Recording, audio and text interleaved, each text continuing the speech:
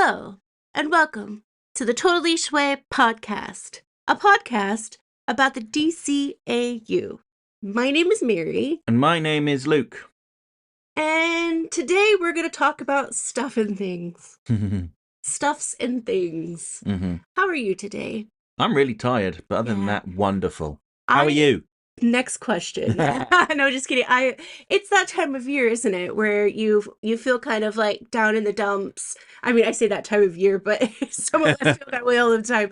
But like, you feel like you're gonna get a cold, but then it disappears for a couple of days, and then it just comes back full on. Yes. I have a feeling, because we went out for groceries, that we're both gonna end up getting sick the next week. Maybe. Well, Blue Monday, which is allegedly the most depressing day of the year, is coming up this week. Oh yeah. Yes, yeah. Also, that it doesn't help that TikTok's being banned in the States. What's a TikTok? I'm a YouTuber.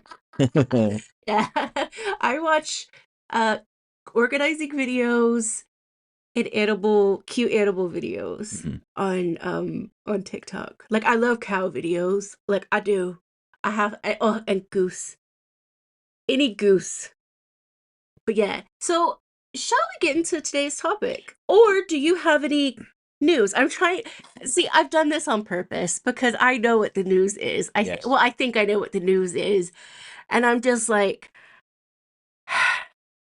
The Room. Where is it going to go? Yeah, well, it's going to go in the storage space, isn't it?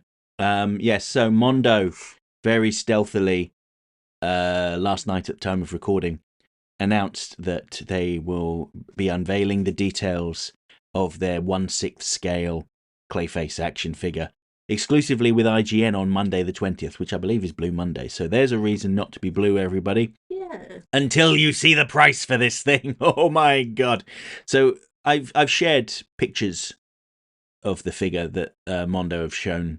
The ones from the Comic-Con? Yeah, at various conventions and gatherings and so on. They've had the figure in a display case with all of these accessories, different heads, different hands. There's like a puddle version of Clayface after he jumps off the roof from Feet of Clay Part 2. There's also a separate chest with Batman's head coming out of it from Mudslide. The fact that there are so many accessories and the fact that it's a massive figure made of a different material to the other figures. Apparently it's kind of slightly soft and squidgy, which really grosses me out. Oh, like that rubber that they used in the 90s that would always get lint and just everything on it. Is it that type of stuff? Maybe I've not felt it. Oh my god, I don't know what that's called. But I know it's some sort of silicone, isn't it? I don't know. I don't know. It's got a metal skeleton inside to keep it all together, but that's the only thing I know. But I suspect it's going to be in the range of $300. And my poor weeping bank balance. Would you characterize this as a bendy figure then? No, because he's got a metal skeleton. It's not a bendy figure. I'm just kidding. But yes, so keep an eye out for that on Monday on IGN.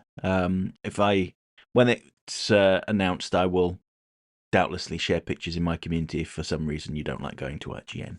What's wrong with IGN? Well, some people just don't like them because they That's a genuine question. I don't know. I don't keep up with the drama. I mean, they're a mainstream entertainment website, so there'll be people there that have opinions that people don't like, and then they tarnish the company because they didn't like that one person's opinion, which is a bit meh. This is why you go to Mary's microblog.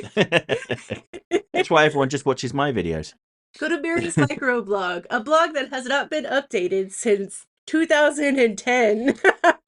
For the cutting edge news. Yes, that is what I used to smoke as well. So the image on it, I believe, if it's still actually up, is cigarettes and Diet Coke, which were part of my 5 a day at the time. But yeah, that's the news. So, if anyone is desperate to get their hands on a Clayface figure that's over a foot tall, made out of some soft, gross rubber, that has all sorts of weird accessories and comes in a very fancy box. Don't worry, everyone. Luke is going to pre-order it. Yeah, I might pre-order too. That's not happening. No, probably not, no. Anyway, it's not happening. It's funny though, because all of the Mondo figures that were up for pre-order last year, they still haven't shipped. I did get a shipping notification on the Scarecrow figure that was made available on Halloween, but it hasn't updated in like a week and it's still in China. So I don't know. Still waiting for Poison Ivy. Still waiting for Terry McGinnis Batman Beyond. Mm. And I suppose since our last episode, in another bit of Mondo news, they released a vinyl soundtrack of Mask of the Phantasm. They have lots of them in stock. I pre-ordered one. I was just about to say, I was just about to ask if you got that one. Yeah, that one is actually on the way as well. It's in, I think it's in Chicago at the moment. This is one of the ones that you won't actually open.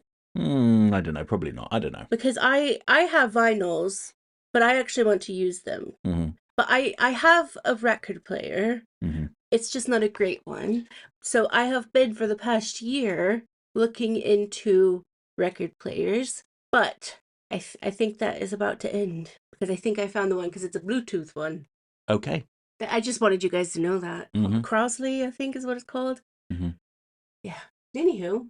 DC are releasing a compendium of Superman Adventures, the Superman the Animated Series tie-in comic. Volume 1 has got the first 29 issues, an annual, and the Lobo special. Oh, and the World's Finest adaptation as well. Soft cover, so it's not a hardcover omnibus, but it's like 900 pages almost. And we've got that pre-ordered as well, yeah. I will pre-order it. Yes, I did share a link in my community to my Amazon affiliate page. I'll include it here as well, just because some people might be interested. And also for every order you make using my affiliate link, it helps us out as well. No cost to you. What else was I going to say? Yeah, those are some solid comic books. Paul Dini wrote the first issue. He might have written the first couple, but I think it's definitely the first issue. Bruce Timm provided a cover for it as well. Some very early Mark Millar work, if anyone's familiar with his stuff at Marvel. He kind of did the Ultimates, the ultimate version of the Avengers, where they're kind of like a military unit, and that's gone on to inspire very much the Marvel Cinematic Universe.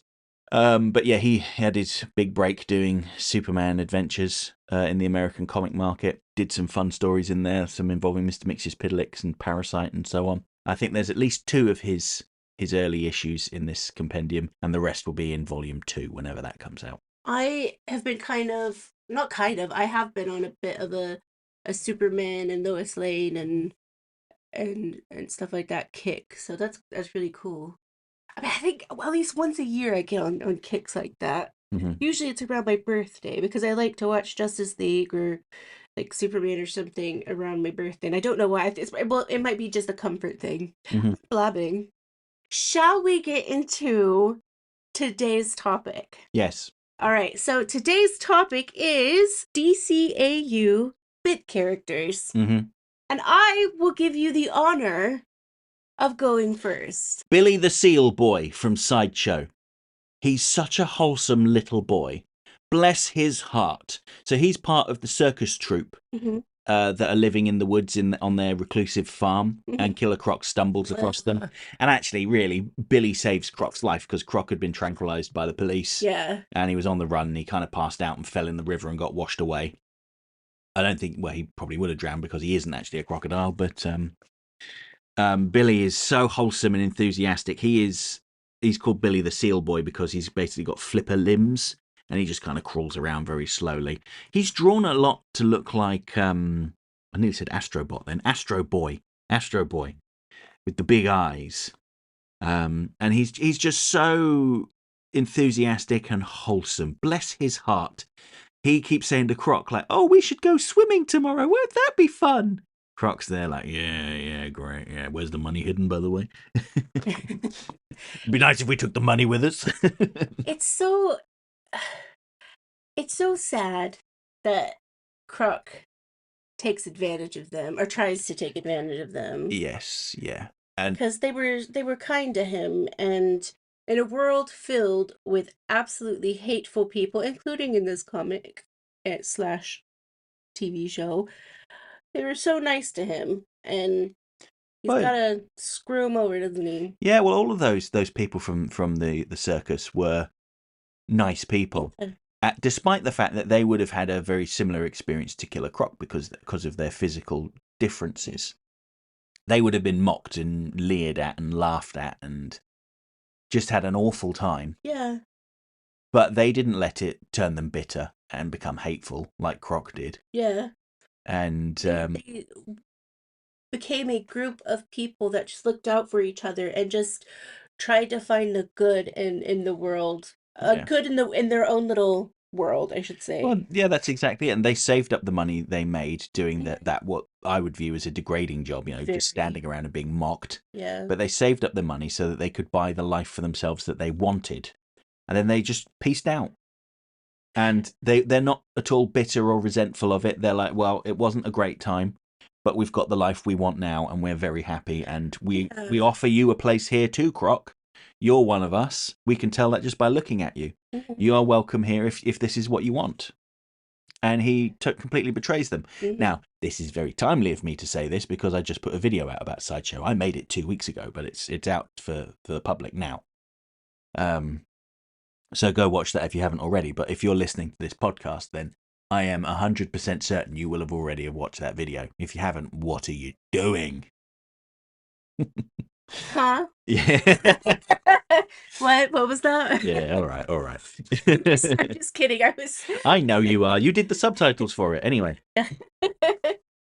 But yeah, Billy, my favourite scene of the whole episode, though, is, well, there are a couple. When Croc, he acts all nice around them until Batman shows up, and then he starts getting, murderous. He tries to impale Batman with a pitchfork. Hmm. And Billy goes up to him and goes, Croc, no, this isn't the way. Don't do it, Croc, please. And really, it's at that point that they realise that Croc is lying, and it's his actions that give him away more so than anything Batman says. But after he's caught and being taken away by the police, poor little Billy the Seal Boy says, why'd you do it, Croc? I said to you, I told you out here, you could be yourself. You didn't have to act that way. You could be your true self. And Croc, in a very self-aware way, says, that's just it. I was being myself. What a loser. Yeah, and Billy bows his head in despair as Croc is wheeled away or dragged away, I suppose, with the helicopter. And it's a very sad lesson for that poor little boy to learn, but Poor boy. it's valuable. And it's true, some people are just dicks. They are.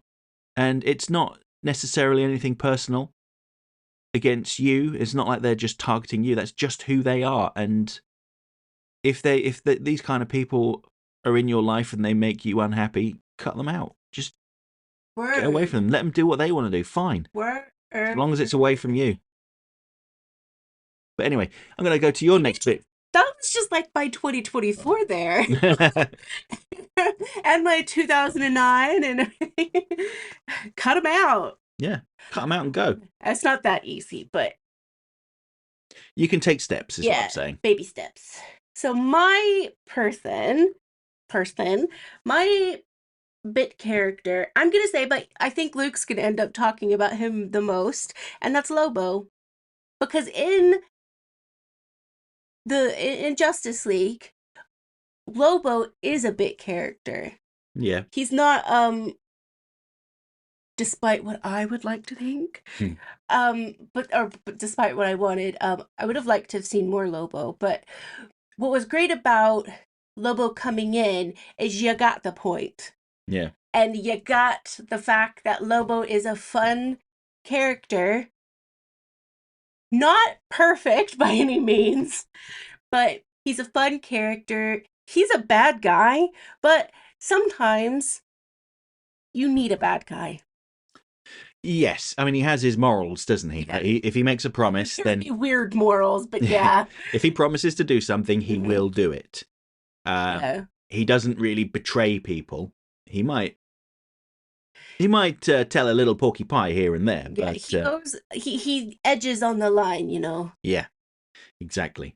And he's not afraid to hurt people. No. But he's also very funny. Mm-hmm. That's one thing in all of the stuff that I've read about Lobo and obviously the Justice League episodes.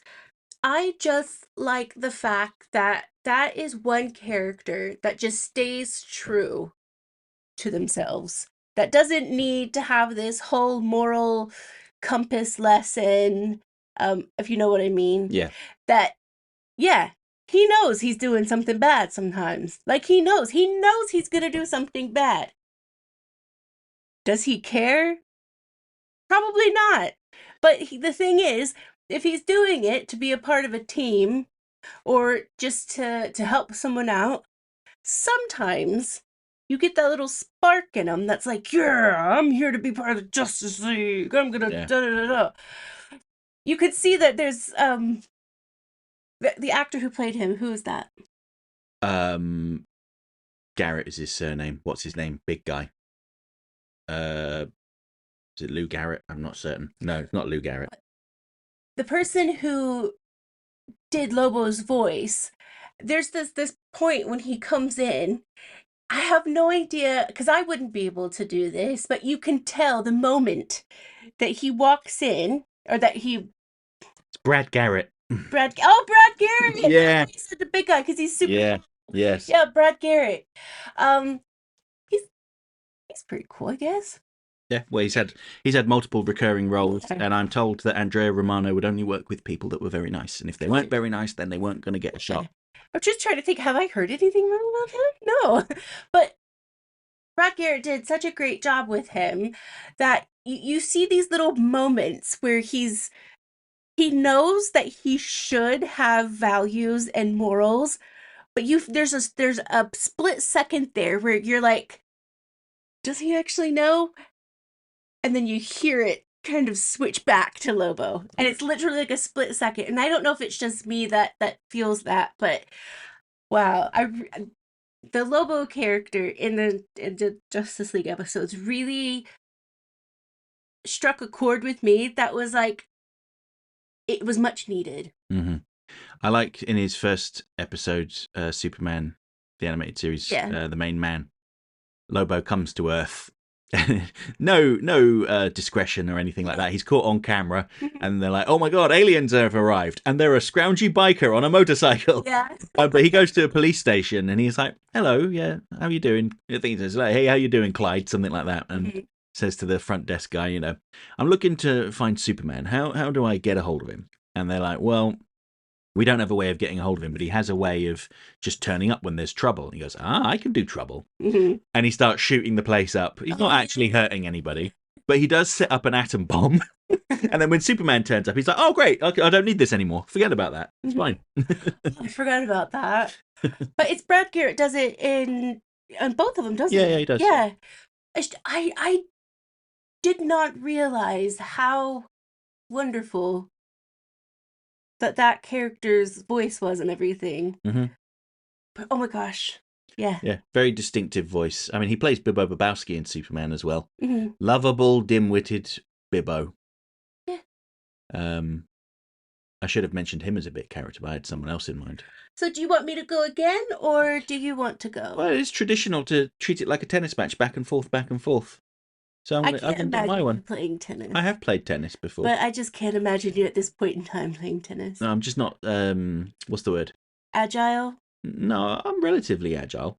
No, I'm not subtle enough, not gentle enough. In tennis, you need to be very precise, and I just hit it hard. Well, you can do that too. Yeah, I know, but I'm not precise enough. I'll just smack it and it'll go flying. But anyway. So my next choice is Candace! Oh, you were talking about this in the car. Yeah, because we were talking about which bit characters we were going to talk about. And I'm going to mention Candace, Rupert Thorne's assistant. And you can't just say Candace. It's not right. You have to say Candace, because she is naughty. She misbehaves. The amount of times I've heard that spoken just like that today.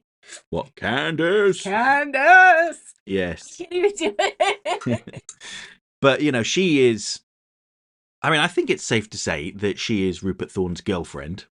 Excuse me? I think it's safe to say that. Yes, I mean, he is also her employer, which makes it a... well, that's just not on. I think you're looking too much into it. Definitely never have you ever had an employer secretly date one of his employees. Yeah, but it's not secret. It's not secret at all. But she is just such a awful liar. Like in Two-Face, she's the one that eavesdrops on Harvey Dent's session with Dr. Crest. Or is it Dr. Crest? I forget. Dr. Crest, I'm going to say. And she steals his file and gives it to Rupert Thorne that outlines his mental health problems.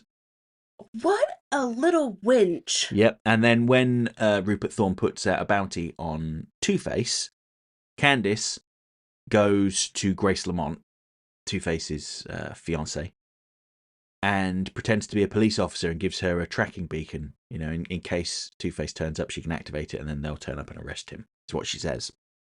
But obviously she is really a gangster, or a wannabe gangster. But she has no loyalty to anyone except herself.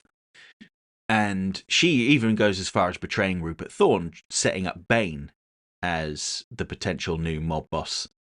She says that once Batman's out of the way, she thinks that he should then target Rupert Thorne and take over his empire. And she gets all smoochy with him. And obviously she gets found out. And we don't actually see Candice again, which, thinking about it, you don't really see Rupert Thorne again, apart from in Mystery of the Batwoman. But we are led to think that possibly Rupert Thorne killed her. Because when Batman presents the evidence to Thorne that she had been plotting with Bane, Thorne doesn't go, "How dare you, Bane?" He goes, "Candice," which is, the reference I made earlier on. And that's how the episode ends, as Batman walks away. And thinking about it, Batman's got to know that Thorne is going to do terrible things to both Bane and Candice, but he just drops them off and walks away. I guess because they deserve it. He can't be the hero 24/7. No, but there's a difference between, not being able to catch everything and leaving people to their death. Because he just drops them off and goes, "See you later, bye." Like I said, maybe he just was on a 72-hour shift. Maybe. He just needed a break. And he was like, "I'm going to let them do that because, of course, he wouldn't kill her. Of course not. This is a kid's show." Yeah. And then we never saw her again. he wanted to go have a nap and some tea because Alfred loves giving him tea, which I rarely see him drink. And then he comes back and he's like, "Oh, crap." Yeah, I mean, in one of the tie-in comics, they showed what happened afterwards, and Candice talked her way out of it, and Bane was beaten within an inch of his life by Thorne's henchmen before he was able to escape. But, I didn't actually think about that she wasn't seen again after that episode, which could mean that she was killed. Wouldn't be too surprising. But one of my favourite scenes, though, is also from Bane, where they've got Robin tied up in chains in this, they're on a ship, I suppose, and they're filling up this loading bay area in the middle with water. And the idea is that, they're going to drown Robin. Robin eventually gets free, and while Batman's fighting Bane, Robin's like, "Come here, Candice, let's fight." And she takes her shoes off and dives in the water. But when we next see her, she's actually beating him up. She's got him in a headlock, pulling his hair and punching him, and he's struggling. Because that's what strong, independent women do. Yeah, I mean, maybe Robin's just holding back a little bit, because Robin's usual trick is to punch people in the nuts, and that's not going to work on Candice. No, it won't. Yeah, very matter of fact, though. No, you're right, it would not. Damn it, Robin. You need to learn some new tricks. But anyway, Candice is just wicked and terrible, and she's got a great character design. She looks like Carmen Sandiego. Yeah. And I don't really have much else to say about her. So let's go over to you for your next one. So I am... I try to see joy in the small things in life. And I sometimes find these little things, I love stickers. I love cute things, but I'm not overly fond of just collecting. I mean, I collect squishmallows, but I'm not overly fond of just collecting cute things. But if I could, the aliens from Comfort and Joy, I would collect each and every single one of them. From the beginning? Yes, from the beginning. And give them hugs and kisses, and I would free them. And I would be like, I love you. I wish I could remember what species they were, because Martian Manhunter does address them. Mm-hmm. But they're so. The reason why I like them is because they are like a couple of. It's not even 30 seconds you see them. I don't think. I could be misremembering the time, but it's such an important part of the show because it's showing. If I could say show one more time, it shows that you don't always have to, in order to save a world, you don't always have to know every little thing about it. In terms of the TV show, it's just that Justice League save the world. They help the world, but they also go out into the universe and they help others. And sometimes you don't get a full storyline. No, you didn't really need to know much else, did you? The two planets were going to collide. One was a frozen planet, and one is populated with these cute little creatures living on their little tropical planet. And the Justice League install some device that ensures that they will never actually touch. Yeah. And you see these little aliens go, way, do a little Mexican wave of happiness. Yeah. I just really liked it. It was short, it was sweet, and it was very true to the show. Without it even being a minute long. Yeah, they were barely in it. But they're very memorable. Yeah. And these just, even though they are completely inhuman, right? They don't look anything like us. You could still see the joy in their faces. The thing is, when you look for the joy in things like Batman and Justice League and Superman and stuff, there are moments like this that when you were having a very shitty day, I swore there. Do you want to go back? No. I thought he was going to go back and delete it. But even if you're having that kind of day, and then this comes up on the television or your phone, whatever you're watching it on, it's like, well, to me anyway, I feel a little lifted because I think to myself, yes, this is a fictional TV show, but it's okay to let that joy in, and it's okay to not take everything so serious all of the time, even if it's just for that few seconds that they're on the screen. And it sounds odd, but I think that's one of the reasons we have our comfort shows, is because we know what's coming. But sometimes we forget little bits like this, and when they do come up, it brings us a bit of happiness. And in this world, the superheroes don't always have to have an entire show about it. It can just be the fact that you saw these happy little critters and they were just so thankful for the help. Yeah. And that's nice. Yeah. And they didn't do it for any particular reward. They just did it because it was the right thing to do. I would like more from these characters, but unfortunately the show was canceled. Not canceled, but they just... It wasn't renewed, that's all. Yeah, it wasn't renewed, and it's been 20 years. Yeah. Or longer. Yeah.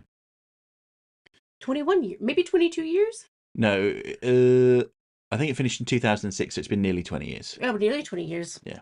No, I'm thinking 2003. Do you... Is that when it started? Another bit character you would like to speak on? Yeah, I do, actually. I'm going to say Lana Lang from Superman the Animated Series, because I realised I've just been talking about BTAS characters. Lana Lang.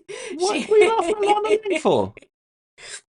The one that got away. She didn't get away. She was released. No, she was released. Yeah, she wasn't even in the net.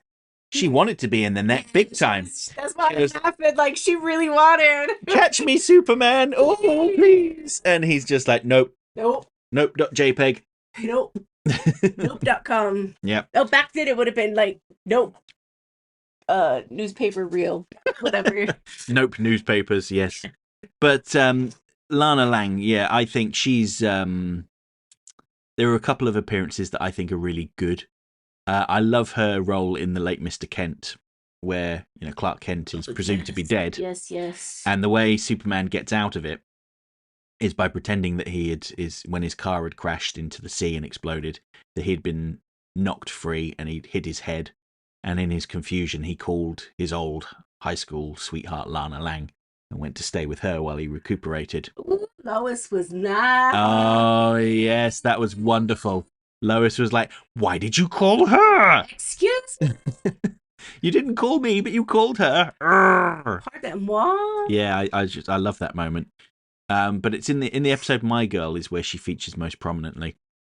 And she's this now massively successful global fashion designing icon. Mm-hmm. She's been dating Lex Luthor, but she, Superman is her number one. Clark Kent is her number one. It's who she wants instead. And she offers to inform on Lex Luthor to Superman. And when Lex is informed, he basically has her killed, or at least has someone try to kill her. Yeah. But it breaks his heart to do so. And you see Mercy, she's another good bit character. Mercy's absolutely delighted that Lana Lang's been taken out of the picture.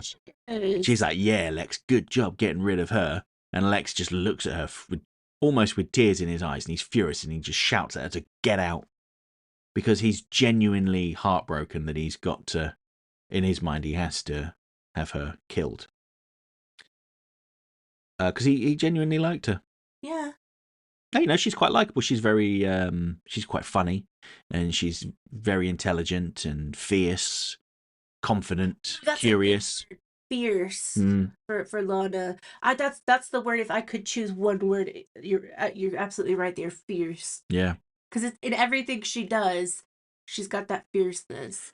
Yes, yeah. And she knows Superman's secret. I mean, I like to think that most people in Smallville know that Clark Kent is Superman. Kind of like in Man of Steel. Yes, but they won't say anything. No, it's not. They don't want to betray him. And also, why?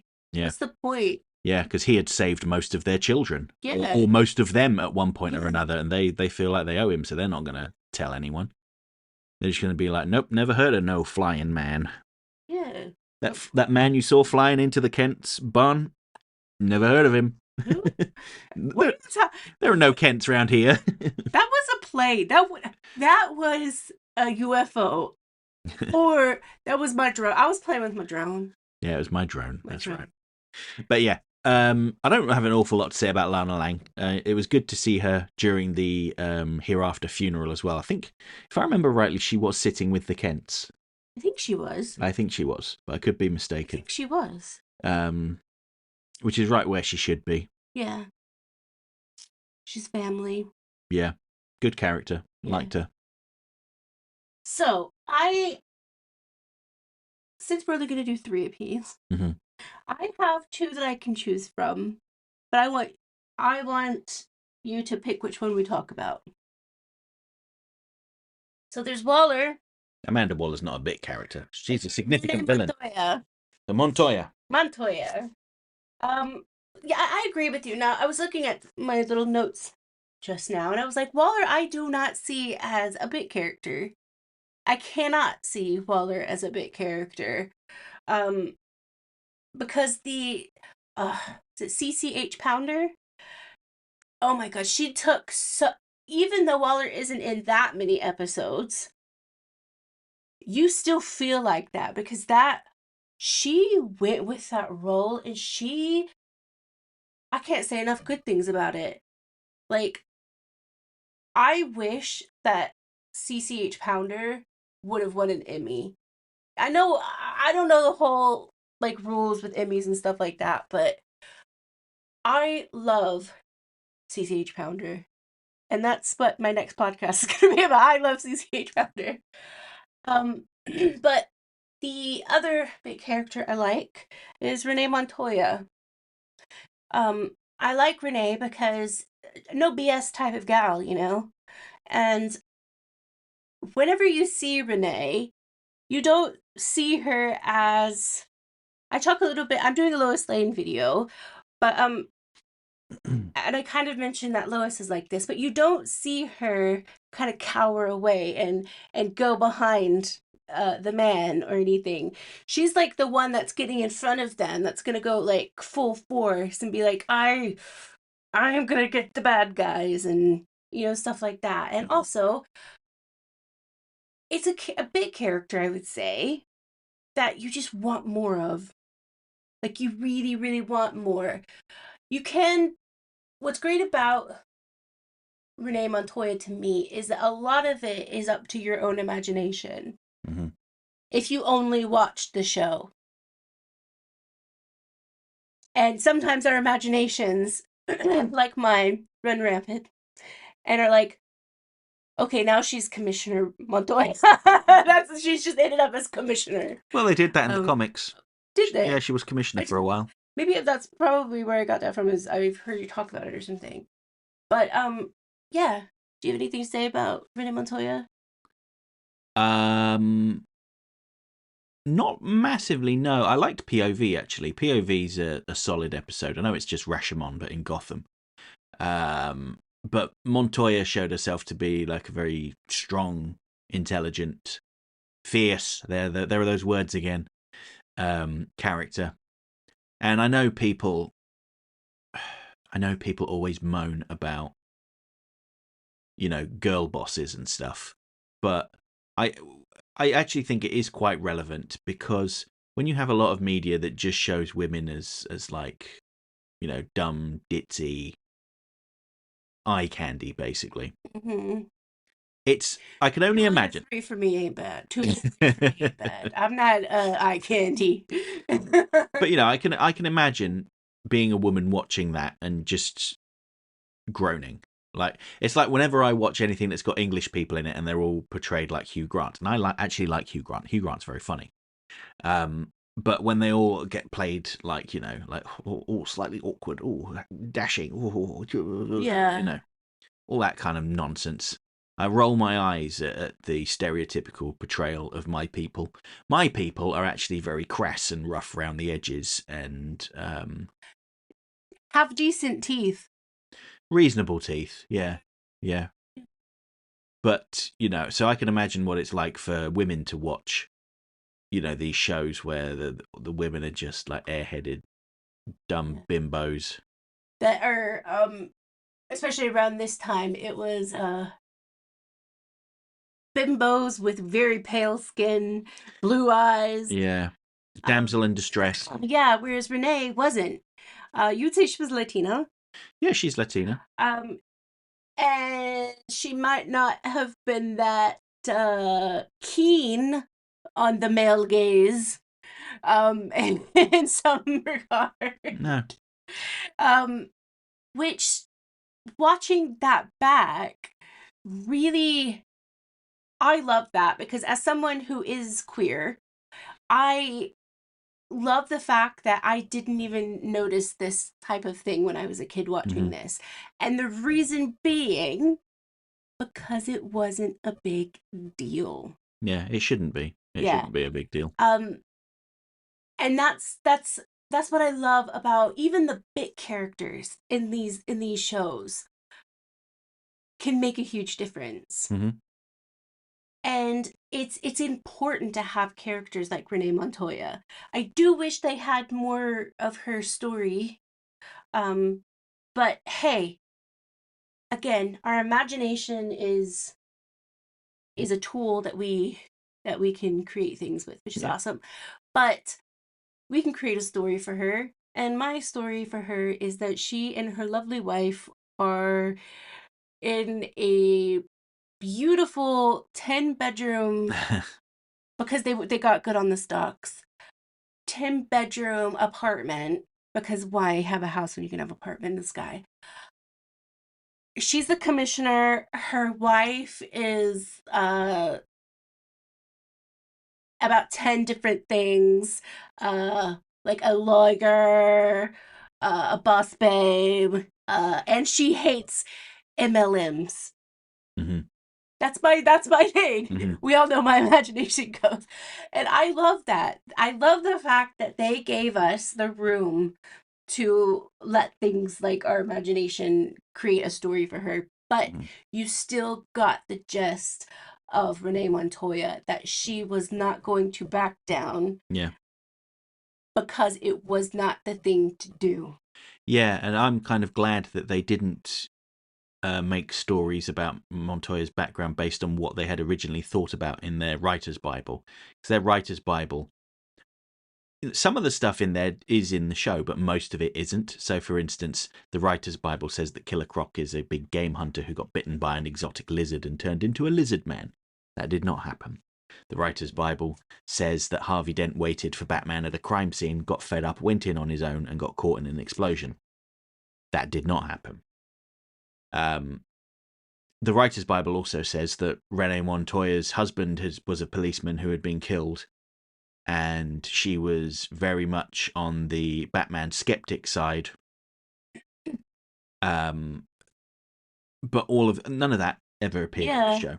None of it ever did. Need to. No, and even Paul Dini's written some tie-in comics that have expanded Montoya's background with her partner, Gloria, I think her name was in that. Yeah. And I know it's funny. There are always people chiming in going, "Oh, Montoya's not gay. She's got a dead husband." Well, Paul Dini's written this story with her girlfriend Gloria, and you know what? Actually, maybe both things could be true. She may very well have been married at one point. Perhaps she was pressured into it by a conservative family, and she could still very well have loved her husband. These people that say these things, I feel that they are not emotionally intelligent, because it is not a black and white situation when it comes to love. I mean, there are certain things that are black and white. There are good things and there are bad things. There are things you will not do. But in terms of like LGBTQI plus, and race or religion or anything,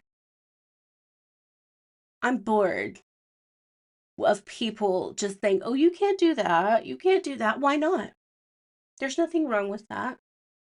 Those two characters are written as two responsible adults that know that they are in love. I'm so bored of people saying, "Oh, you can't do that because they were married." Yeah, happens all the time. Because, like Luke said, maybe they were pressured into it, or maybe that's who they were in love with then. So, who cares? Yeah, I think we spend too much time and energy thinking about these kinds of people, though, Mary. So we should focus on something. To be honest with you, I don't spend that much time. I mean, I've just spent a little bit of time, but I think more of the beautiful ladies, gentlemen's, and lovely critters of the world that make me happy, including my cat Gilgamesh. Rather than thinking of people that purposely bring others down. Yeah. So that was our little chat about bit characters from the DCAU. We also talked about some bit characters over on Flipside, if you guys want to check that out. Now I think we're going to get into the comments. We've got quite a few of them, don't we? Yeah, we do. So we have Beatles fan Sam. Hello, Sam. How are you doing? He says, "I'm glad you covered the BTAS version of Commissioner Gordon." This is in reference to our last episode where we talked about, surprise, surprise, the BTAS version of Commissioner Gordon. Oh, yeah. "It made me appreciate the character in a way I had not prior to watching the series. He was well written. He was written well. The voice acting was on point, and I enjoyed his dynamic with Batman. Yes, he was very good, wasn't he?" Mucho bueno. Next, we have Pika Shades. Hey, Pika Shades, how you doing? I know he's I've collaborated with him on a video in the past about, which one did we do? Was it Dark Knight Returns? I think we talked about Dark Knight Returns, wasn't it? And he says, "Listen to this while on a Sunday walk and going to the store, leaving the rest of it to play on the background while editing my current project. Thanks for the background noise. You're welcome." Well, thank you for listening. Also, funny how late you end up realising, looking back, what could have been done differently or done instead. Like, indeed, to have been given Commissioner Gordon that one episode similar to how Bullock got his own episode. Yeah, it's funny they never did a Commissioner Gordon-centric episode. I suppose Over the Edge comes close. Even though it was a hallucination. Next we have Lowell Lucas Jr. who says, "Hey, today it's totally Schway. The New Year's here, so let the space age take us away. Flying cars here to stay. Happy holidays to you all, and may this new year be better than the previous. We have gone through quite a lot, but let's make this year count." Hey, where are my flying cars? Yeah. Like, I was supposed to have those in the year 2000. Mm-hmm. We've been lied to, Mary. 25 years. Let's go with the commish, just a damn great cop, a father figure, and man dedicated to cleaning up this rotten town so little boys won't go avenging loved ones wearing pajamas. Personally, I think he'd be okay with Barbara and Bruce, as he knows Bruce is a man hurting deeply and believes his presence could help him with the war on crime. Gordon's been a strong figure to both and knows they value life of all, even if they had one bad day. Also, God bless Andrea Romano for getting Bob Hastings on board. He's literally a warm, stern, fatherly figure. He demonstrates Peter Cullen's story, Optimus Prime actor, of being a strong hero who can be soft. Anyone who calls out the rich elite a simpering little twit in defense of the Penguin. Yes, that was a great when he called Pierce simpering little twit. Love that. Or mentioning at least he could see Two-Face's bad side compared to the slimy politicians really shows he understands the villain's plight. But he knows justice must be served even if Gordon has to break the rules, so long as it's for justice. Makes you wonder if Bruce inspired him or vice versa. I swear the BTAS crew and actors are so damn memorable, it feels out of place if ever replaced, unless you're Tim Curry. So glad their performances are immortalized into these fantastic episodes. It took me a moment. Yes. Got there. To Mary, may you enjoy the Legos with all the fun and innovation that goes with them. Do you have an update on that, Mary?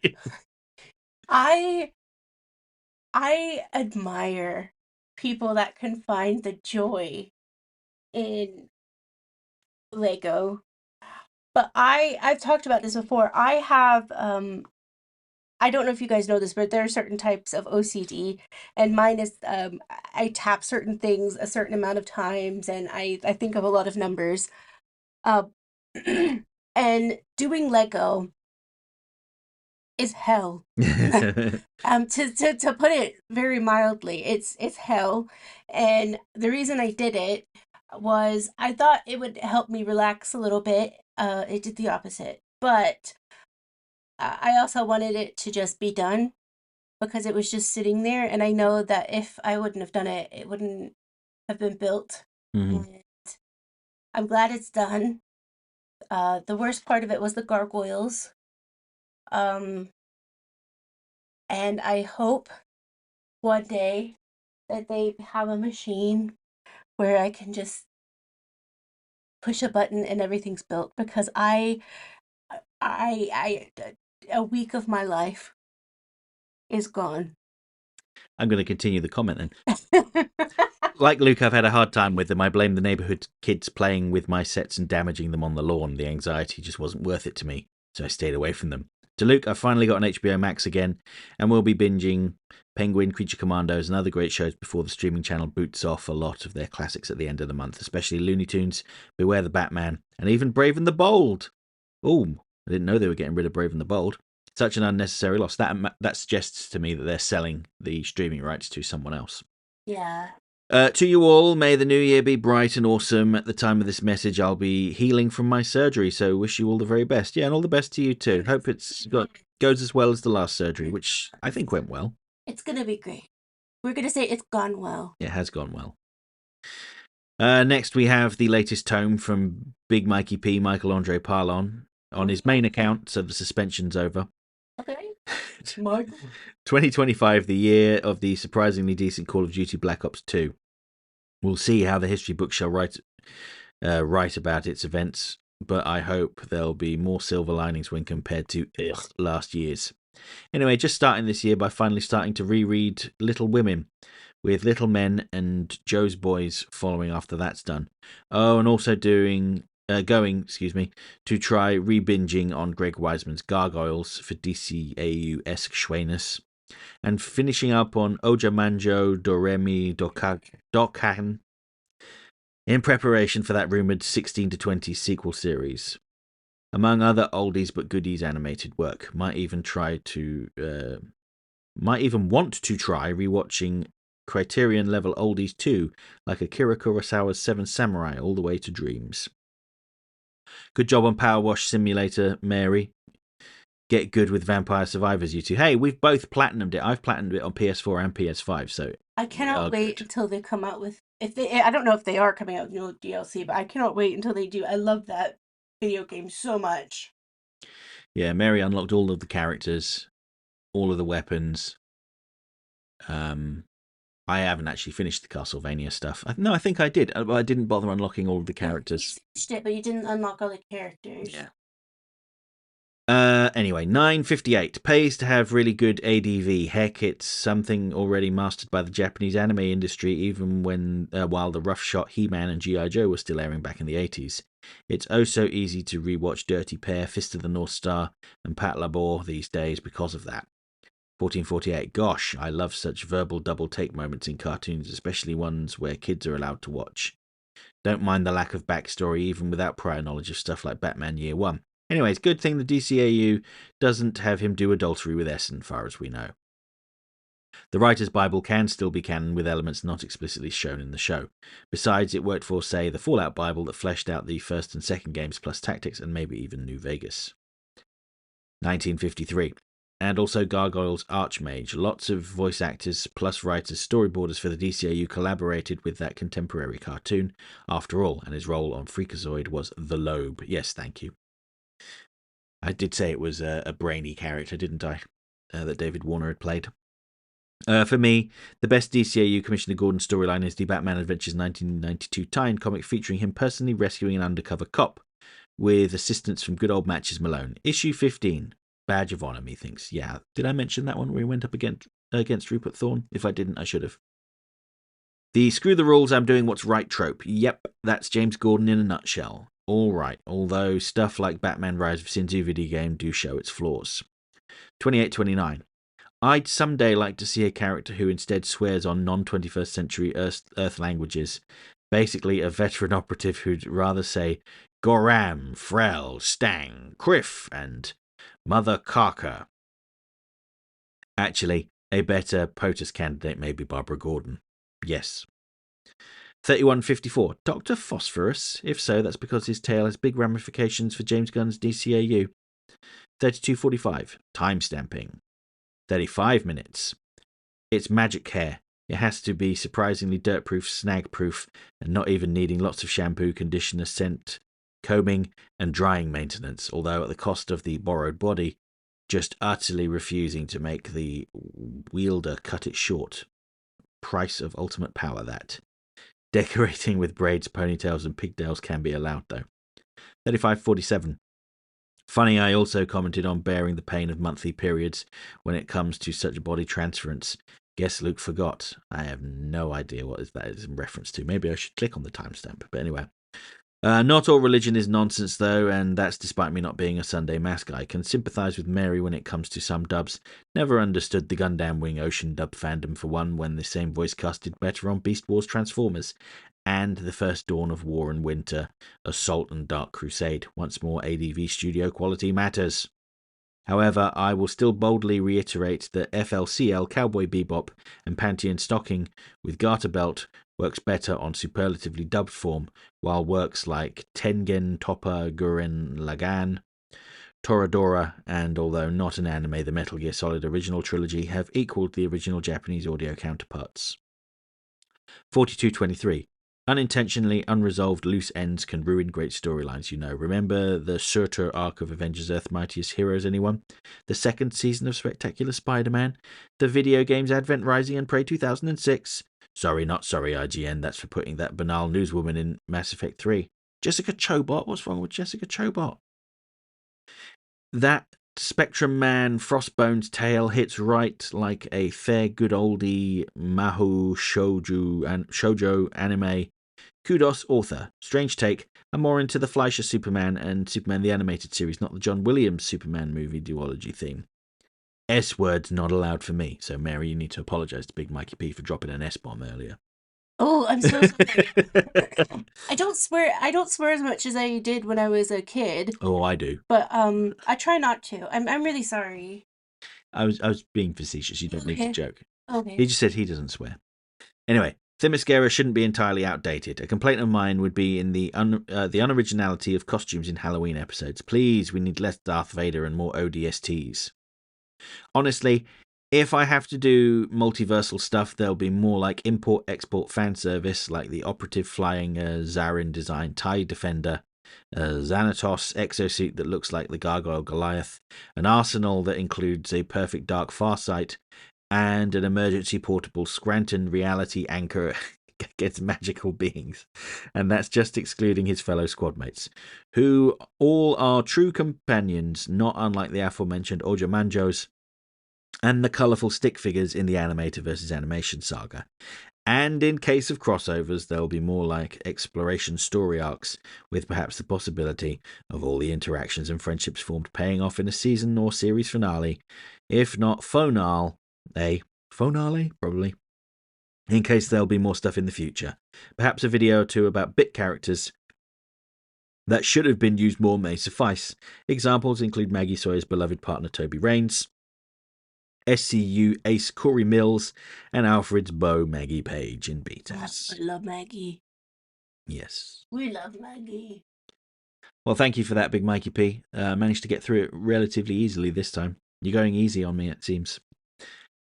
I think next time it needs to be twice as long. No. Because Luke still has energy. Are you trying to get his account banned forever?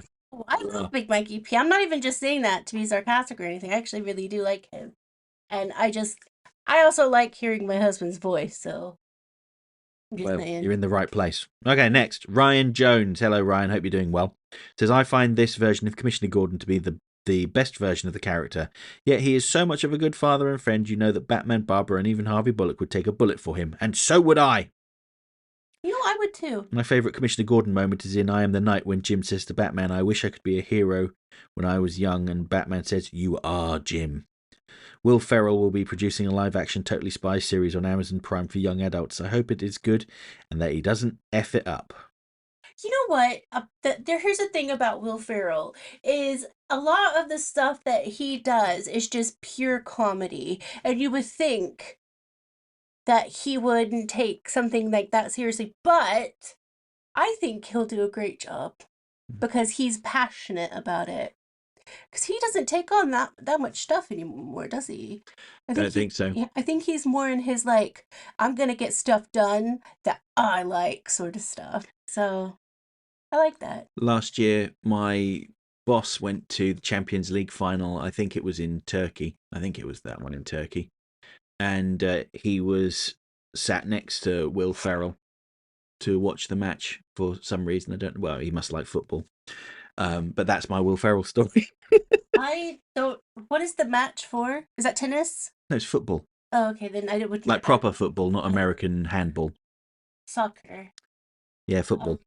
Yeah, that's what I'm saying if people don't know. But I would never be at a football game. No, I would hope not to. Unless it was like an OU game. I would probably leave halfway through. Or I guess I would go to a Chiefs game, I guess. Because maybe I'd see Taylor. I'm not a Swiftie, but you know, I love her style and I do like some of her songs. Right, next we have Harry Flew TV, who says, now we need podcasts about Veronica Vreeland, Alfred Pennyworth, and Renee Montoya. But seriously, I hope you two are doing well. Whenever I hear the name Commissioner Gordon, I immediately think of his boss. That his boss is Sir Topham Hatt, and he has police officers on his team named Thomas, James, Henry, Toby, and Percy. If you know, you know. I presume that's a Thomas the Tank Engine reference. Rest in peace to Britt Allcroft, the creature of the OG Thomas the Tank Engine. May her soul... Oh, the creator, I assume you mean. May her soul rest in peace. I'm with you, Mary. Guardians of the Galaxy 3 nearly made me cry too. The scene where Rocket reunites with Lila in the afterlife as he's dying always gives me a lump in my throat. It's one of my favourite MCU films, and I trust James Gunn to run the DCU and make an amazing Superman movie. Same word. I just wish he would have kept Mr. Cavill. Right, next we have A1ML33Y, who says, first thing I want to say is Happy New Year, Lego Building Mary and Grumpy Cat Luke. Yep, pretty accurate. That is very much me. DCAU Jim Gordon I like most because of how by the book he was most of the time and gave Batman a few tips to stop the then current bad guy of the week. I kind of wish he had a little bit more to do with the show, like have an episode to himself, a GCPD one with him, Bullock, Montoya, and Sarah Essen if she's in the DCAU. But I like Gordon from the post-crisis era, mostly the Year One story by Frank Miller before he lost his goddamn mind. He had written a very compelling Jim Gordon and how he cheated on his first wife Barbara and met Sarah, a character I got into later by the way of the 90s Alan Grant written comics, and sadly later on when she got killed by the Joker during No Man's Land. It's a fate that I don't want to see adapted in animation and don't want to do this Cape Crusader if it ever goes off the rails and pull a No Man's Land. It's one of the few times I seriously wanted Gordon to kill the Joker. It's another reason why I hate the Joker, next to Joker killing Jason and crippling and assaulting Barbara. Clearly, Jim could have sent Joker to the electric chair. Like, does anyone version of Gotham have the death penalty? Anyways, I like Jim for his strong commitment to justice, and yes, he needs Batman's help, but I know that he's more than capable to get things done on his own by the book. I will say I do like Batman Cape Crusader Jim Gordon, as he reminds me more of Year One Gordon, and I like Lawyer Babs, but I do wonder if Sarah Essen exists in this show, and Jim's son, Jim Gordon Jr., who later showed up as a serial killer. Anyway, I have rambled on about why I like good old James Gordon and his family. Now on to something that puts smiles on my face, JoJo's Bizarre Adventure. I have been playing the fighting game Battle All-Stars, and I always get a chuckle when I look at lots of the character names named after the 80s. Musical acts, for instance, Vanilla Ice, named after the one-hit wonder rapper from the early 90s. B. Midler, Bette Midler. I find that kind of funny. The movie Hocus Pocus comes to mind. Do, named after Ronnie James Dio. Two brothers named Oingo Boingo, clearly named after Danny Elfman's band, and I love their music. Lisa, named after singer Lisa. I like her in the show, in the two-part battle tendency. And lastly, two animals, Iggy, named after Iggy Pop. He's a cool punk rocker. And Pet Shop Boys. West End Girls is a catchy song. I like that about JoJo's Bizarre Adventure. The names alone make me smile because I'm a bit of a music nerd. But the thing I love about JoJo the most is the colourful art and fashion of its characters and their fun, weird personalities. My favourite parts of JoJo are 1. Phantom Blood, reminds me of Castlevania. 2. Battle Tendency, I like mostly because of the journey of young Joseph Joestar and his battle against the Pillar Man. But my favourite arc is part 3, Stardust Crusaders, because I feel like a lot of the characters I love from the Capcom fighting game show up. And Dio with the steamroller, LMAO. Sorry for talking your ear off. Forgive me, Mary, for not being as cool or as anime nerdy as your beloved Mikey P. Sure. I'm surprised that he hasn't talked about JoJo's Bizarre Adventure out of all the anime he talks about. But I love myself some JoJo's Bizarre Adventure because it's awesome. Anyway, this was fun to share with you all, and I have to see your Lego video, Mary. Oh yeah, you were going to put a little video out showing it. It's mainly of pictures, because I have to be honest with you, when I was building it, I was watching a lot of different 48 hours episodes. I don't think you guys wanted to hear a lot about that. Lots of shouting and swearing as well. Like, why is this damn piece falling off? Why is it not sticking down? I didn't say damn. No, I was trying to I be. didn't say damn. I said GD a lot, but wasn't just damn. The phrase "what the hell" came out of my mouth about 30 times a day. To continue the comment, and Luke, enjoy your absolute ultra-violent Batman. I have a feeling he's going to make someone eat rats because he looks like crazy Frank Miller Batman. Oh yeah, and one more thing is Mary. Is Mary mad at me because I still remember that time you called me a hater? I can sense a little frustration in your voice whenever my comments pop up and critical about Warner Brothers and DC's quality of content under the current management. If it's being annoying, I'll stop commenting. Absolutely not. If I didn't like somebody, I would you would know. She wouldn't say anything at all. No, it's not just that I wouldn't say anything. I'd be like, we're not going to read that comment, or I'll leave the room or something. No, honestly, I completely forgot the whole thing about the Warner Brothers stuff. Is I always joke around about it anyway.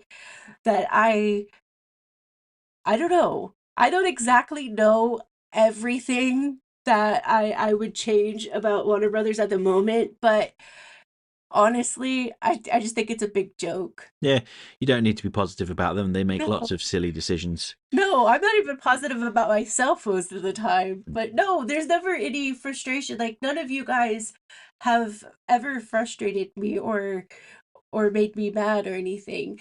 I think there's only been one comment. I don't know if it was on one of my videos or something that um was kind of mean, but you got rid of it, didn't you? Yeah, and it wasn't anyone that comments on the No, podcast that made it. it was somebody who'd never listened to any of the videos or anything like that. But no, don't ever think that I'm frustrated with any of you. Yeah, say what you like. Yeah, As long as you're not being mean to individuals. Yeah, that's the whole point. And I love hearing about everything you guys want to talk about because it's interesting and it helps me grow as a person to hear about all of these things. And I don't know, I just love it. I wouldn't do it every week unless I liked you guys. So don't ever think that you're because you don't like something or that you're being critical of something that it's making us look down on you or we're frustrated. We honestly, it's great conversation when not everybody agrees. Unless you say I've got Batman in my basement is the best episode of BTAS, in which case you're getting banned. What a boring world would it be if we all agreed on every single thing? Let's finish up the comment then, who says, forgive me for not being positive about DC Warner Brothers, but from what I've seen, I feel like they should be as good as Disney and Marvel and Capcom, but they are not at the moment. I'm just calling it as I see it, and right now Warner Brothers is not looking good. They look desperate, and I hope that they get a couple of hits, but it's not what happens. If not, what happens when Superman underperforms. They even need to tighten up on Warner Brothers games because Mortal Kombat 1 is a dumpster fire and also Suicide Squad. Who knows if they'll even be around in 2 years. Well. You know, I was really disappointed in the Suicide Squad game. But the Creature Commandos was okay. But I want to say this. I will, and I said it to Luke as well, but I'm going to try to be a little bit nicer in how I say it. I am so fed up of like the task force. I like Creature Commandos was great. I really got into it after the first episode, but I am just so we've done Task Force X, we've done Suicide Squad, we've done all of this. Let's just let them go and do their own thing now. Let's move on from the X Force or Task Force or whatever. But hey, if you want to hire me for season 2 of Creature Commandos, I do 2 voices, and I do those 2 voices very mediocre. All right, next we have a new commenter, I believe, who is Hater Fan, who says, I absolutely love the inclusion of Crypto in the new Superman movie. The fact that it looks like my childhood dog has already sold me on seeing it in IMAX. Why can't they just make... well, they did kind of make a Crypto movie. Yeah, we watched that. I just wish it would have been like a TV show or something, because as much as they want to give me of Crypto, I will take. They did do a Crypto cartoon in the 2000s, which I've never watched because it was aimed very young. Yeah. But I gather it was decent. Nice. But anyway, thank you for your comment, Hater Fan. Yeah, we're going to go and see. Yeah, it probably would be on the IMAX screen, wouldn't it? Because our local cinema does have an IMAX screen. What I like about the cinemas nowadays is that a lot of them are just they don't really have the traditional seats anymore. No, recliner seats all the way. Spaced out, and I think a lot of it has to do with COVID, because after COVID everything started to have, you're not just like sitting on top of somebody else. And I like that. So I don't know why I mentioned that, but it's just because that reminded me of our cinema that we go to is most of the screens are the same. Right, next we have David Carney, who says, hi Luke and Mary, Happy New Year both. I love the Lego games. Got a Lego Batmobile last year, which I'm yet to start. Really like Over the Edge. Commissioner Gordon isn't just a great cop, he's a great father as well. Bob Hastings is the voice I hear when reading comics. Have a good week both. You have a good week too, David. I loved Lego games, especially Lego Batman 1. I think that was probably my favorite. The one without any talking? Well, yeah, but I liked it because at the time it was so different than anything I'd played. Because I played it on the PSP. Oh god, I loved those games. And the Lord of the Ring ones. Oh, yes. I love the Lord of the Ring ones. Next we have Screen Wiper with his chicken news. Chicken. Did I mention last time that the chickens got spoilt with so many treats on Christmas Day that they barely ate anything on Boxing Day? Guess either way, I have now. Anyway, people in the British Isles will know that 2025 started with some very cold weather. Mum bought me a couple of those silver things you put in car windscreens to reflect away the sun to insulate the coupe in winter. So I decided to do that. I chopped one of them up and taped pieces to the coupe's ceiling panels. I think the hens liked it. They enjoy shiny things. I also changed the coupe windows from being partially blocked to fully blocked. Coupe was very warm next morning. It's amazing how much heat these animals produce. A human's body temperature is 37 degrees. A chicken's is 41 degrees. That's Celsius for Americans. Because they're quite a bit warmer than us, aren't they? Yes, 4 degrees warmer. And I actually had to redo the window to partially blocked to increase the ventilation. So to anyone worrying about my girls in the cold, know that they're just fine. Good. It snowed last night, so there was snow today. Betty refused to leave the aviary despite being the biggest and the fluffiest. She had a proper rant like I was going to force her to go out. Told her she can go do what she wants, as long as she follows the rules. Stay in the aviary for all I care. Her head was wet for some reason, caught by some rain in the wind, perhaps. So I guess she was actually cold for a change. When they're wet, they feel the cold much more. The other three barely left the aviary either, but did come outside for a bit, mostly whenever I went outside. Wilma continuing to recover. Doris still laying great eggs, but still being a diva and a chatterbox. Mabel still having confidence issues, but still working on overcoming them. I reckon when it's summer and I'm in the garden lots, that'll help keep her safe. Yeah. Betty is often chilling out, glad that Wilma is back to work as head hen. Good. I think about those chickens so much throughout my days. I really do. It's quite cool because I grew up around people having pets, like, I had rabbits, although I didn't really see them. I say they were my pets, but kind of just let them do their own thing. I had a duck. She was a pet. And, I even knew people that had a raccoon for that they rescued because they couldn't have gone and lived out in the wild. And I just love it because, I don't know, it just makes me happy. Mm-hmm. It really does. And you've sent us pictures as well. And when you sent us the thing that they were in the newspaper, I was like, yeah! All right, next we have Doc Widener who says, thank goodness you're here, which we have downloaded and haven't played it yet. I think I'm going to start playing that next week. Did you get any snow and such? The answer is no, we didn't. Yeah, that's a lie. We got a little bit of snow, but it didn't stick. Yeah, it was very fine. What flakes. Is that called? Not a flurry. No, flurry's a lot. Yeah, I don't know that. The opposite of a flurry. We got a tiny bit of snow, but unfortunately it didn't stick. I saw on the BBC parts of the UK got some snow. We got about 2 or 3 inches the other day. We are forecast to get maybe 6 or so inches tonight and temperatures to drop into the teens. In Celsius, the lowest we'll be getting is around -14, which is very cold. We had, I think, -7 at one point. At least we aren't getting ice like the folks south of us. I'm looking forward to the Lego build, as we already discussed. Mary, Navy, really? Up to 14-0 to give up 21 unanswered to a service academy. We lost to a fairly crappy Michigan team a few weeks back. Bob Hastings voiced Superboy for the Adventures of Superman segments that aired during the animated series New Adventures of Superman. Thank you for the clarification. Wait, hold on. Did they say Michigan won over them? I think so. I don't follow sports. Y'all, Michigan. The Superman Aquaman Hour of Adventure and the Batman Superman Hour. His early radio work was portraying Archie Andrews from the Archie comics. He is one of those actors you know by face because he was in everything when you were a kid, especially stuff that was in syndicated reruns like Gunsmoke, Twilight Zone, etc.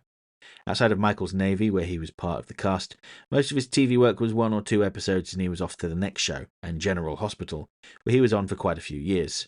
Wasn't he? He was also in a couple of episodes of the live-action Wonder Woman. I think Over the Edge is my favourite Gordon episode, even if it really isn't him. I like the new Harley show, but one thing that I really dislike is their version of Jim Gordon. I don't know why poking at Batman the way they do doesn't bother me, but Gordon is just a punching bag, it feels like. Creature Commandos is so worth it. The past episode had a Batman cameo and good use of another Batman villain. Yes, Rupert Thorne. Agree with Big Mikey P on the Transformers 1 marketing. My sons loved it, and neither had been much of a Transformers fan before that. I marvel at the cleverness of the Harmony's Gold folks on how they tied the series together. I do think they made an interesting story out of 3 other unconnected stories. It was a great gateway for American kids who had not seen much anime, and it was a show with consequences, which is pretty much non-existent at the time. Working on vacuum sealing all the wool in the house. Have to also freeze the stuff because we have wool moths. Oh no. And the missus said this is the most effective way of getting rid of them. On the plus side, the weather is cooperating with the freezing. So, shorter comment. Edit. Left the now blatant lie there just for the sake of transparency. Because it's a he's left a short comment, but no, this is a long comment. Because I was about to think about those what he's talking about, like the wool moths. That is like the best way to get rid of them. Hopefully, this comment doesn't have the flip side issue, which I never could find an edit that would save the comment. Edit. Think I am done. We've been vacuum sealing for the last week, off and on. 4 big IKEA bags full of compressed wool and wool garments. I was just finishing up when the Ultra Humanite was mentioned again. I kept meaning to put this in a comment, but they have all been so long I did leave it out until now. So being a completionist has its ups and downs. This was a bit of both. I actually watched Stargirl on the CW. It was unconnected from the rest of the Arrowverse, which was true for Black Lightning until it wasn't. But anyhow, it was geared a bit younger than the other Arrowverse shows. There are other shows you should get around to before this. So while I wouldn't say don't watch, it would be one of those where you would watch it if you had nothing else on the I really need to see this list. All of that to say, the Ultra Humanite is one of the big bats of the series. It is a bit of a love letter to the JSA era with versions of Dr. Midnight, Wildcat, Hourman, and villains like Ultra Humanite, Dragon King, Brainwave, and Icicle. It's way more teen drama than the other Arrowverse shows because the heroes are all in high school. It might be worth an hour or so to watch the premiere. Also has Luke Wilson in it. Seasons 2, primary villain was Eclipso, who had a nice Mega Comics crossover back in the early 90s when DC would roll them out every couple of years, hoping to recapture the Crisis hype. Okay, really done now. I was. This was like 10 hours later, but a thought. An episode on the bad cops of the DCAU. Back on my STAS rewatch and back to back, you'll have Sergeant Mills in Prototype and Detective Bowman in the late Mr. Kent. Mills is more of the payback lockup variety, but made potentially less culpable because the suit made him bad. Bowman is more of a Flask Bullock. Flass, excuse you, not Flask. A lot of people call Detective Flass Detective Flask. I kept doing it. I know, and I don't know why. It's just because I keep thinking of, I don't know, when I thought of him, I would think of a flask in like the inside pocket. But I don't know. Anyway, to continue the comment, Bowman is more on the Flass Bullock from Cape Crusader side of the Bad Cop family. So there are half a dozen or so folks who now know Clark is Superman. Thanks, Detective Bowman. Also, that was the fastest capital punishment case of all time. Just helping you survey material to mine content. Yes, thank you very much. Next, we have Jose Morales, who says, always appreciate how the animators added an extra touch to Jim Gordon's approval of Barbara's job by having him say, all of you, with a literal wink to his daughter. In other words, for all the Batman's cunning and intelligence, a little old police commissioner had already figured out his secret identity. And just for the sake of protecting both the citizens of Gotham and his employment status, he has to feign ignorance about the masked vigilantes helping him out. Absolutely agree. That's such a lovely, even though it's such a small part of the episode, it's just such a lovely little thing when he does that, honestly. Because it's like, yeah, I've known. I'm not going to tell you how long I've known. And I'm not going to tell you out loud. But I know.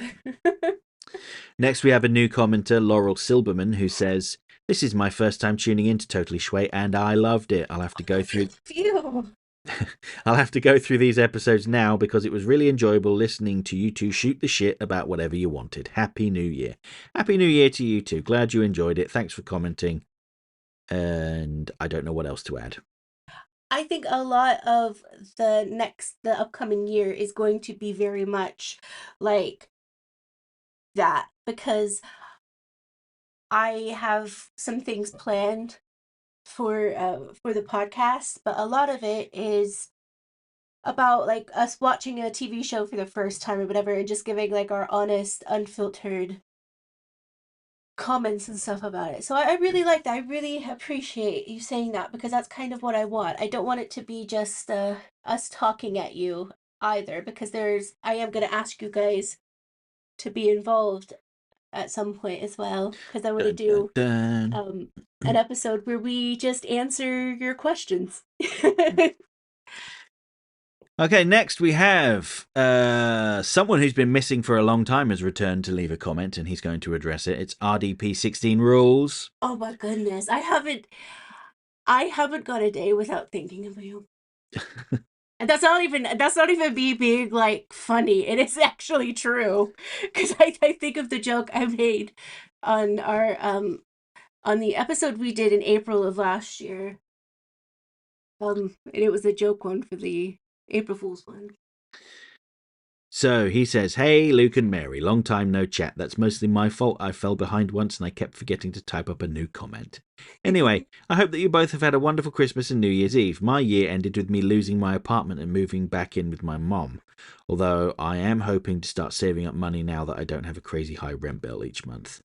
Yeah, that's unfortunate to have happened, but these things happen to everyone. So to continue the comment, let's move on." Yeah. Perfect. And talk about Commissioner Gordon. BTAS is my first time seeing the character, and this version is my second favourite. My top favourite is Gary Oldman in the Nolan films, and my third is Bryan Cranston in Batman Year One. Gordon as a character is kind of a dichotomy. On the one hand, he's warm and fatherly. On the other, he's a no-nonsense cop who will bend the rules if it means he can arrest the crooks traditional police work won't be able to catch.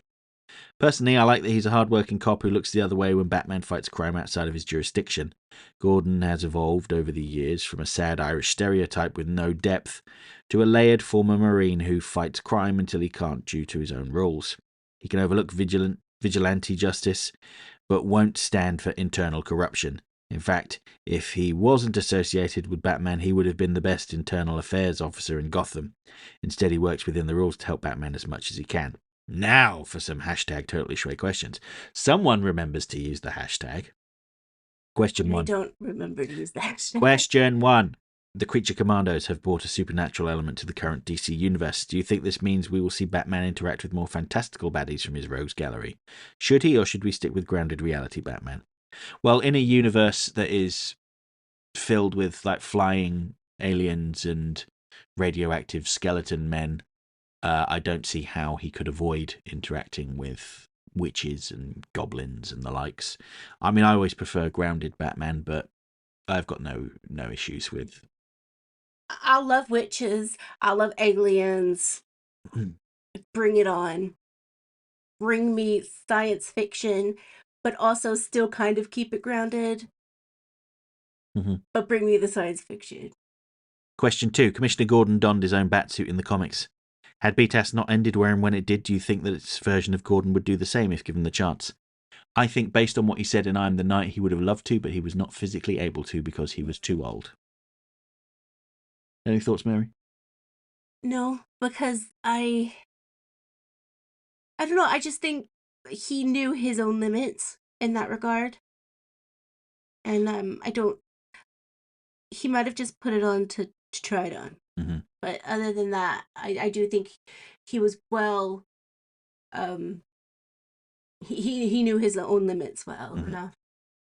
Question 3. Your next, or should I say current episode, is all about side characters. I personally love the Grey Ghost. If that character was to come back, how would you bring him in? Personally, whether it's in a future episode of Cape Crusader or an animated movie later on, I'd love to see either Deirdre Bader or Jess Harnell tackling the character in a modern retelling. I didn't forget about him. I didn't think of the Grey Ghost. Yeah. It's quite an important character. Yeah, he's a very good side character as well. I would just have him be, an in-universe movie character or a TV show character in Cape Crusader. I think that would be really cool. Any thoughts, Mary?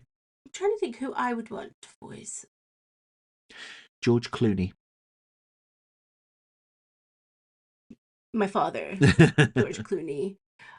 Or Christian Bale. No.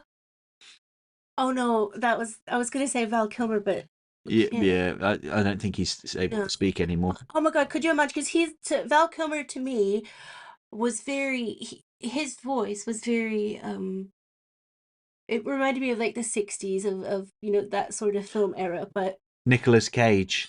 I was just thinking he would do it. Yeah, I was just thinking about his performance as what was the character called in Kick-Ass that he played? Hit Dad or something like that. I can't remember. Yeah.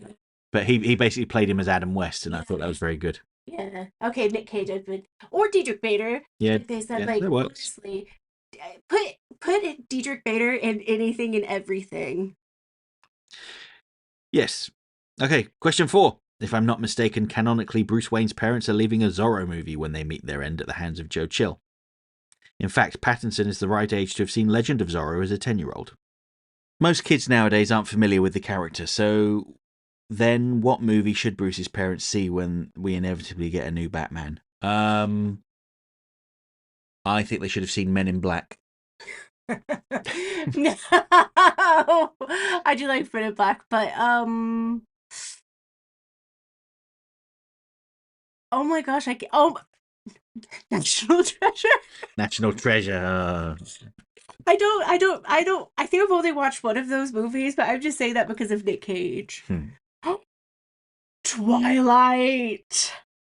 Oh, God. Twilight. Yeah, okay, fair enough. I prefer Men in Black, but anyway. Thanks for answering my questions and for being such a great duo. Dynamic, even. I'm sorry I was gone so long. Hopefully you won't have to wait too long for my next comment. In the meantime, have a wonderful day, weekend, New Year.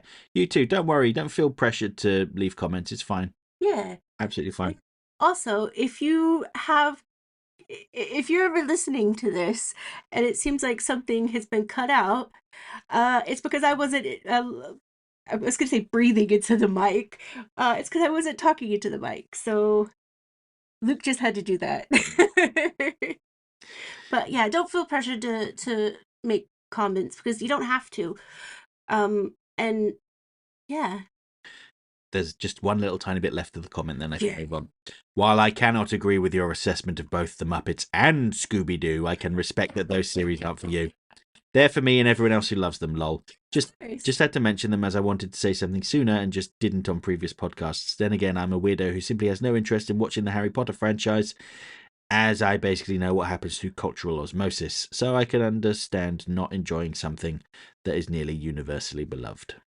As I've said in the past, I think a lot of me not liking Scooby-Doo is because I had to see it so much as a younger person. It's just the repetition. Yeah.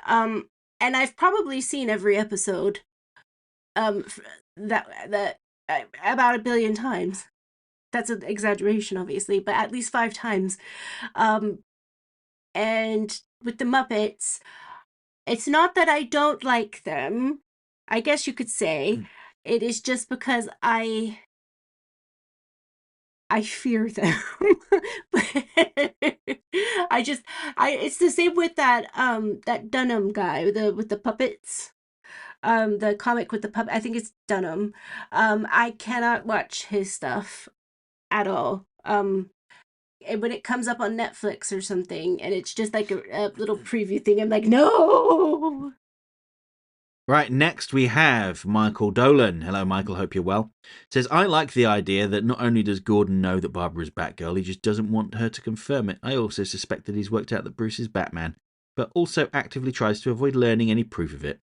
As Babylon 5 security chief Michael Garibaldi once said, and what kind of head of security would I be if I let people like me know things I'm not supposed to know?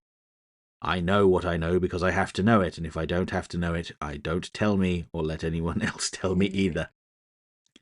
There was indeed a show called The Commish that ran on American TV from 91 to 96, so it predates BTAS by a nose. Bullock's use of the name without permission or acknowledgement is yet another example of his bull in the china shop approach to such legal formalities. I never saw more than a few minutes of it, but The Commish was of interest to comics nerds like us because it starred Michael Chiklis in the role, who went on to play Benjamin J. the Thing Grimm in the 2 early 2000s Fantastic Four films. He's still the voice I hear in my head reading the dialogue when good old Uncle Benji shows up in the comics. And speaking of voices, David Warner's portrayal of Ra's al Ghul is the only version of the character I've ever really liked. Fun fact, I'm fairly certain that Warner was the only actor to appear in all 4 of the Doctor Who. Star Trek, Star Wars, he provided the voice of an Imperial General in the Force Commander computer games, and Babylon 5. Speaking of Doctor Who, even though he only appeared on screen in 1 television episode, he was a regular in the audio episodes made by Big Finish Productions. I've heard he was always glad to drop by the studio to record even the briefest of parts, because it was such a welcoming environment to work in. And it had the best lunches in all of Britain. Let's all raise a cuppa in his memory. Yes, R.I.P. David Warner. On Shirley Walker's STAS theme, I remember reading Robert J. Crowell, composer of the score to Superman Doomsday, saying that all the best superhero themes simply must have the same number of notes as the hero's primary motif, as there are syllables in the hero's name. Don't know why I said human. I dare you to listen to Christopher Drake's 6-note theme for Superman, Batman, Public Enemies and not hear Superman and Batman, Batman and Superman. I sympathise with your struggles to pronounce Mospeda. I have no idea how to say it either. I've known of the title for 40 years, and you're the only person I've ever heard speak it aloud. Well, I appreciate your support with my struggles. I was going to make a joke then about donating to charity to support people that can't pronounce obscure words. But no, it's fine.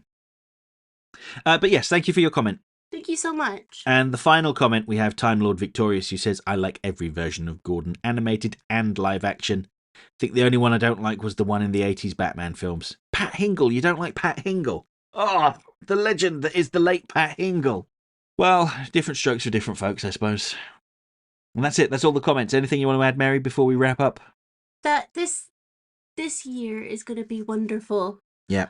In terms of like our friendships and everything. And I know this because when I think of you guys, no matter like if you comment or not, but when I think of you guys, because of the interactions I've had with y'all, it genuinely makes me happy. It makes me happier to know who you guys are. And I want to say thank you, and thank you for helping me become a better person and become a better friend.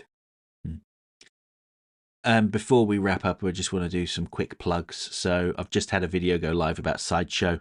I looked at the analytics for the first day and it's not high enough. Go watch it if you haven't watched it already. What a thing to say. Yeah. But I've got a video about Creature Commandos Dr. Phosphorus going live on Monday the 20th, Blue Monday. So, while you're weeping at the price of Mondo's Clayface figure, you can at least get a little cheer from watching the video I made about the tragic Dr. Phosphorus. I just realised what a terrible mistake that was, putting that video live on the 20th, the most depressing day of the year. Oh, well. No.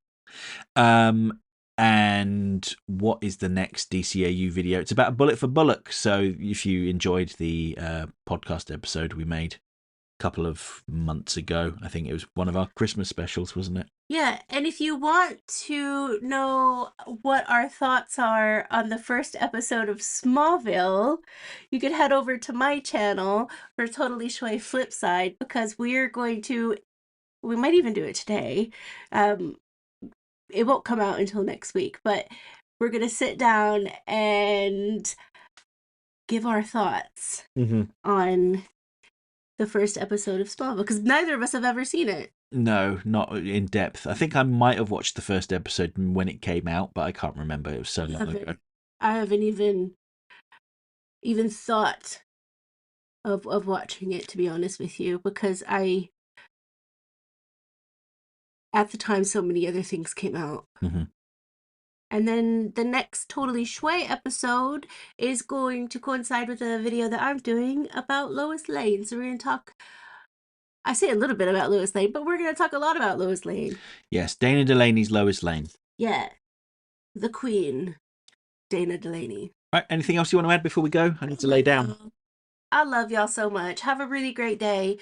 And remember that Big Mikey P could actually put out a book of his comments, and I hope he does.